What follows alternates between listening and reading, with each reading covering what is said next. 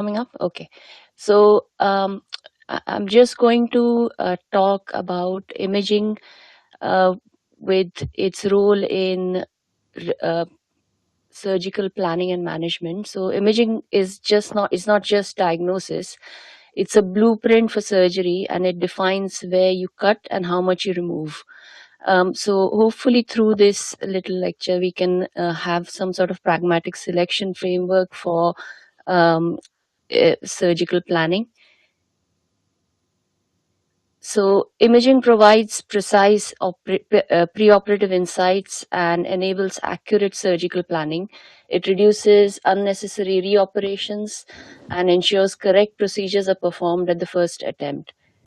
So, I'm going to talk about where and how much imaging drives breast surgery, and when imaging changes surgery and when it doesn't, and hopefully we'll be able to build a pragmatic selection framework from which to work with in the future. And I will touch upon and discuss what each modality adds. I won't sort of add too much from the previous lecture. We'll talk about a little bit about benefits and controversies of using MRI, newer techniques like contrast enhanced mammography, the neoadjuvant setting, and axillary imaging. And we will touch on emerging tools such as AI and radiomics specifically related to image guided breast surgery. So, why is breast imaging so critical to surgical planning? First, it defines tumor size and extent, because how else can we plan accurately?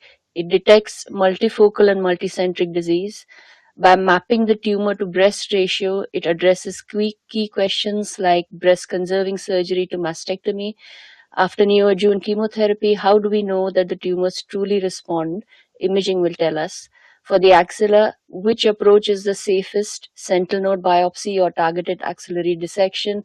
Um, and finally, it helps balance oncologic safety with aesthetic goals and oncoplastic planning. So let's talk about imaging choices, mammography and ultrasound. Why do we still call them first line? Because they are complementary, they're accessible, and they form the backbone of diagnosis. But what about if we have a patient with very dense breasts or an invasive lobular carcinoma? Can we rely on these modalities alone? This is where MRI demonstrates the highest sensitivity. And what if MRI isn't available or feasible? We could then use other imaging techniques like contrast enhanced mammography. It is a pragmatic alternative, it is fast, it is cost effective, and it is patient friendly. And looking at it ahead, how do you predict nodal status or response to neoadjuvant therapy before the scalpel? Well, radiomics and AI are emerging answers to that. So the questions here is, are we ready to integrate all these tools for a smarter, more personalized surgery? Um, So, uh, we know that the importance of conventional mammography and ultrasound for the preoperative diagnosis of breast cancer, but breast MRI is a valuable adjunct in the diagnostic workup of breast cancer. It uses it use varies across international guidelines, and this slide. Sorry, I've lost my. Oh, okay.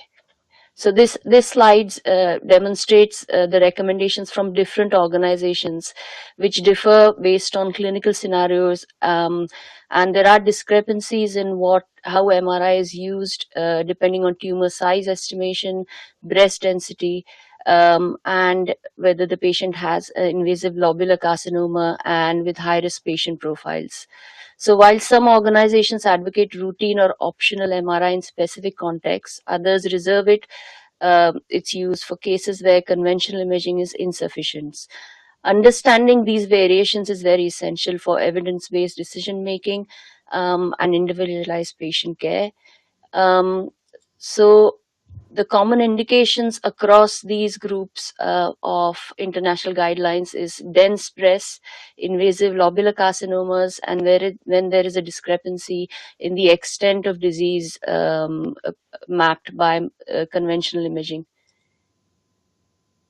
So the landscape of multifocal and multicentric breast cancer surgery has been revolutionized by accumulating evidence demonstrating that breast conserving therapy can achieve equivalent oncologic outcomes when all tumor foci can be completely excised with clear margins while maintaining acceptable cosmetic results. A preoperative MRI, therefore, can detect additional disease and may change the extent of the disease. So, this is a 60-year-old patient who had a small cancer in the right outer breast. I don't know whether this projects properly. Um, on conventional mammography, because of the fact that she had a large amount of glandular tissue at that age, we were concerned about the extent of the disease. She therefore underwent an MR examination, and it did show that there is a multifocal cancer with multiple foci, and therefore she chose to have sort of a wider surgical excision at that point.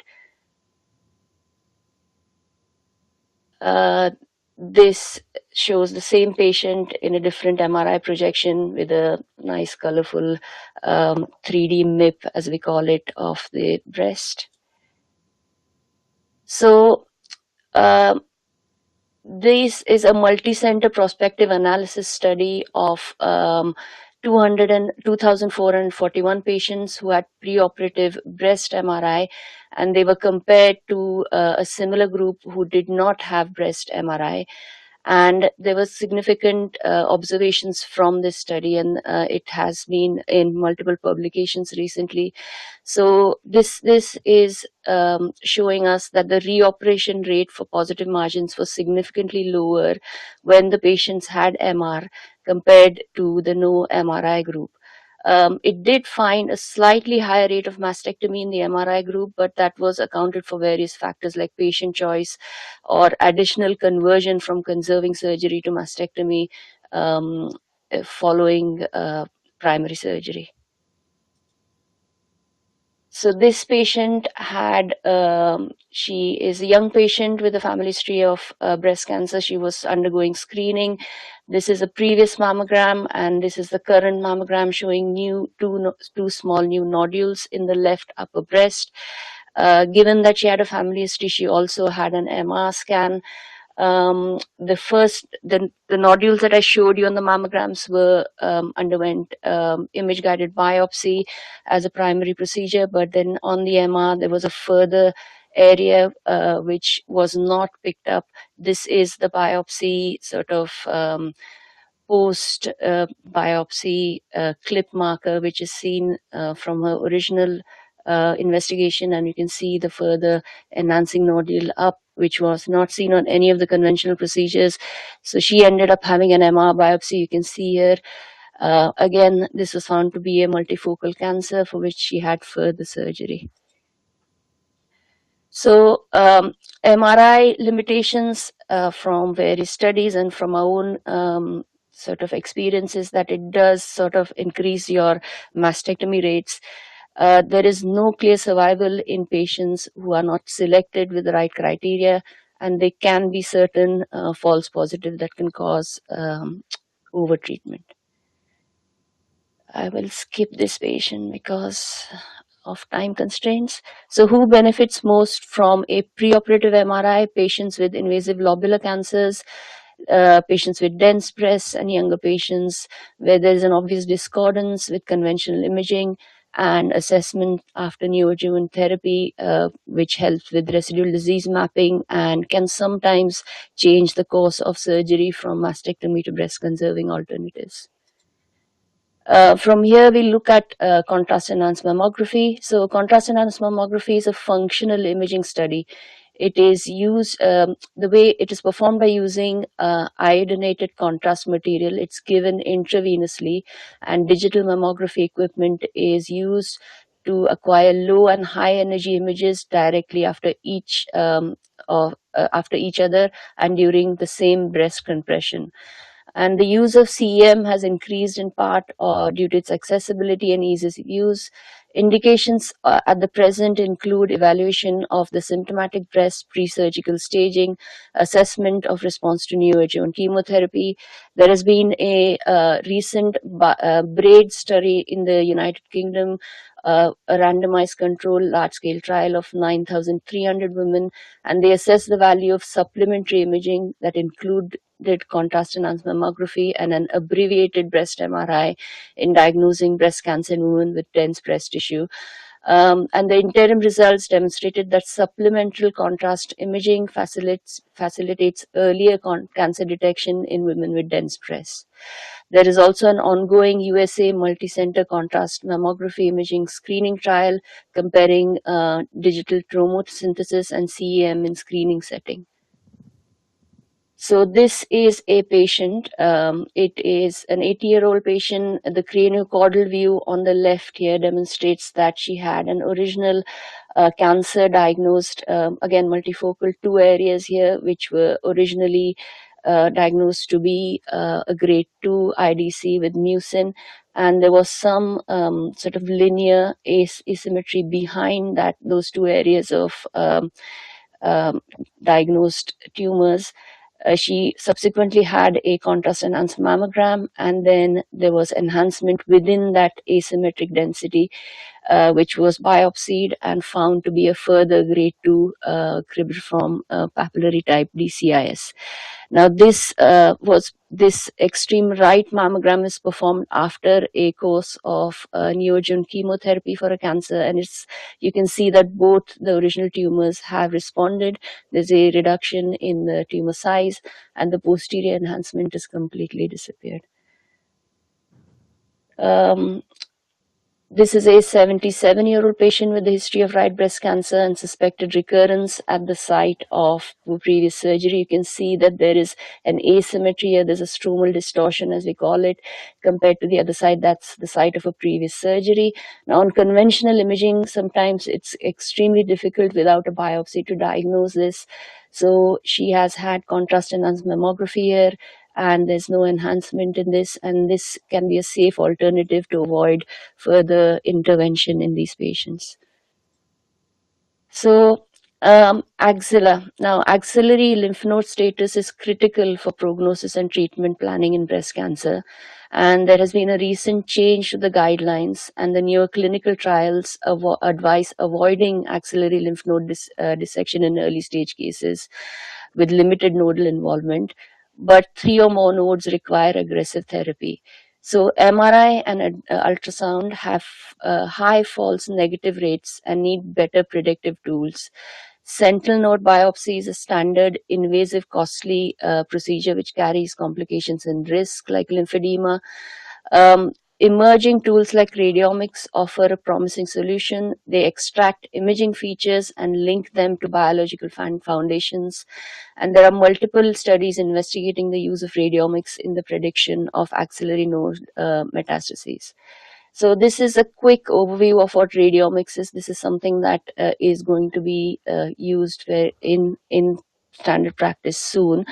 So the left-hand side image shows you a breast tumor, an MRI scan, and there is an axillary lymph node metastasis, but they want to know whether there is one. Sorry, this one does not have one. So they have mapped the breast tumor here. This is the original mapping sort of examination from that image. And then they actually, they do something called a tumor segmentation, which is sort of a volumetric analysis done by the computer program, and they extract certain radiomic features. Now, these features include different, I think, criteria, which include genomic profiles, serum markers, and histology, and they produce a score. This is an example of a clinical study. It was an analysis of 1,200 patients of early stage breast cancer, and they extracted those features that I showed you. And they gave a RAD score to each patient. So the top one is a 37-year-old clinical T2 stage tumor. The RAD score there, which was extracted, was 0.137, which predicted low burden. and final outcome was she had no metastases. And the extreme other example was a 46-year-old patient, again with a T2 tumor on the bottom row. The RAT score was 0.704, which was predicted high axillary burden, and on the final outcome, she had more than 3 metastatic lymph nodes. So this is a very useful emerging technology that can be used without invasive procedures to estimate axillary burden. So just a little bit on localization techniques for preoperative imaging. We use them for lesion localization and sentinel node biopsy. We have the conventional wire-guided localization, which is not very frequently used at the moment. Magnetic resonance imaging, what we use is MAC seeds, which are magnetic seeds injected into the tumor, and they are then excised at surgery.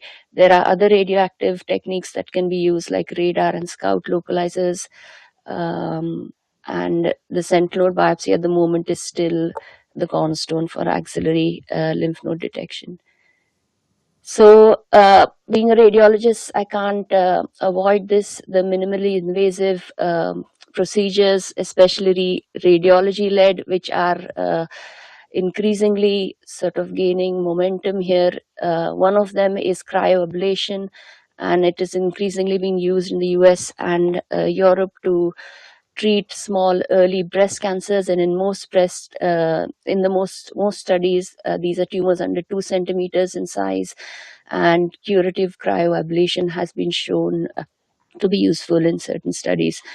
And the second study I need to mention, because we are one of the first centers to take part in this, and we have recruited maximum number of patients, is the small open surgery versus minimal vacuum assisted excision of small cancers in the breast. Now we do this in our center, and it is done for small grade 1 tumors under the size of 15 millimeters. They are excised under either ultrasound guided vacuum or stereotactic guided vacuum. We are nearly finished with recruitment of patients, and we are hoping, we've published interim results, and they are the final stage of the studies. We are into the final stage, and we're going to hopefully close the study in the summer to publish results early next year. So these are the newer techniques that are just coming into play for, this is mostly for breast reconstruction. There is something called multimodality breast MRI segmentation, which actually does a volumetric analysis of the breast, and it is useful for when you are doing breast conserving surgery. And there is something called a CTA mapping, which is done here in certain centers. This is angiographic mapping of flap reconstructions. What about neoadjuvant therapy? Now, neoadjuvant therapy is first line for locally advanced breast cancer in selected early stage cases. The goal is to achieve pathologic complete response in breast and axillary lymph nodes. And PCR is strongly linked to better event-free survival and overall survival. So again, this is a systematic review of 147 clinical trials revealed. It was published in 2025, and it revealed there was significant variability in imaging modalities used, the timing and the criteria applied for response assessment. And this highlights a standardized protocol for response monitoring and subsequent actions based on imaging assessment for neoadjuvant therapy response. To make full use of neoadjuvant therapy, we need several steps are necessary. First, we need, if imaging response is performed, we need some sort of standardized algorithms to guide potential response-based treatment modifications. So, studies indicate that radiomics models can predict lymph node or axillary metastases. We already know this. This is an emerging tool within the radiology market for assessing lymph node metastases. It can also look for key markers, for biologic key markers like Ki67, which mark for tumor proliferation and therapy response. And ultrasound-based radiomics is also being used for various sort of predictions of tumor response and axillary nodes. Uh, Lastly, FDG PET. The current use of FDG PET is mainly in the evaluation of distant metastases, but it's also been increasingly used for initial staging and post-therapeutic restaging, and to guide radiotherapy and surgical planning. In the diagnosis of primary breast cancer, most studies report the sensitivity of over 50% and a specificity of 70%. These being closely related to the histopathological subtype and size of the tumor. These are images of a 42-year-old woman with a newly diagnosed triple negative breast cancer of the right breast. And in the upper row, you can see, if I put my finger on here, my arrow from left to right, the whole body PET shows an increased tracer uptake in the right breast with an enlarged axillary node. I don't know whether that projects properly. And in the lower row from left to right is a whole body PET, axial and coronal, after 2 cycles of chemotherapy. And this shows, in spite of reduction of tracer uptake in the right breast, there is an increase in the there's an increase in the axillary node. So the patient was classified as a non-responder. So this is sort of the use of PET at the moment. So in sort of to bring all of that together, it is important to have multidisciplinary planning which integrates surgery, oncoplastics, oncology, and radiology and pathology. And this is very important because it can bring together oncologic safety, and you can provide cosmetic procedures and sort of less invasive surgery for the patient. And these models integrate the expertise of multiple specialties, and we can provide a patient-centered approach for any breast cancer. So what are the next steps? We need to build a pragmatic selection framework. It is very important that we are moving towards individualized patient care now. So each patient should have this selection framework at the outset to sort of give them the best outcomes. We do have some research gaps within radiology. We need more subgrouping for the MRI CEM benefit patients. We need some AI validation for workflow embedment, and long-term oncologic and quality of life outcomes need to be image driven. Take-home messages is use MRI selectively, not routine for everyone. And if you cannot do MRI, maybe contrast enhanced mammography is a practical alternative. It is extremely important to have a multidisciplinary team set environment for each patient. And it is important that you leverage imaging to get the right operation first time. Thank you.